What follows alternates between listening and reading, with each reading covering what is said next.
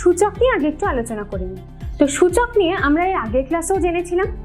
প্রথমে আমি একটি উদাহরণ দিচ্ছি। তোমরা এখানে দেখতে পাচ্ছ 2x সমান সমান 16। তো একে যদি আমরা সূচকের নিয়মাবলী প্রয়োগ করে যদি সলভ করতে যাই তাহলে কিভাবে করব? এখানে 2 মানে আমরা জানি যে বেস বা নিধান, আর x হলো 2 এর পাওয়ার, অর্থাৎ x কে আমরা বলতে পারি পাওয়ার বা ঘাত।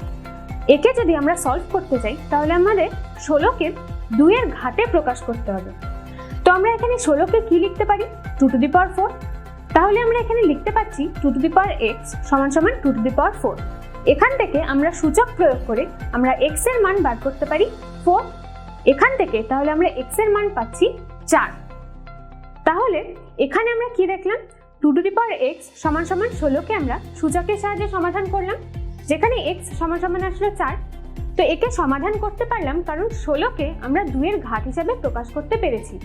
কিন্তু যদি এমন কোনো সংখ্যা দেওয়া থাকে যাকে 2 বা অন্য কোনো সংখ্যা তার ঘাত হিসেবে প্রকাশ করা যাচ্ছে না, তখন আমরা কিভাবে সলভ করব? তো সেই সব সংখ্যার ক্ষেত্রে যখন আমরা সেই সংখ্যার ঘাত হিসেবে সেই সংখ্যাকে প্রকাশ করতে পারছি না, তখন আমরা লগের ব্যবহার করছি। যেমন এখানে আমি লিখলাম 2x সমান সমান 7।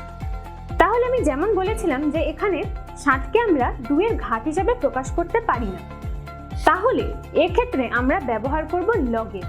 তখন x এর যদি আমরা মান বার করি, সেখানে লগ ব্যবহার করলে x সমান সমান আমরা লিখতে পারবো log বেস টু 7। অর্থাৎ বাঁ দিকে যেখানে 2 ছিল বেস, লগ নিলে সেই 2 বেসটি চলে যাচ্ছে লগের বেসে। অর্থাৎ এখানে আমরা x সমান সমান লিখতে পাচ্ছি log বেস টু 7।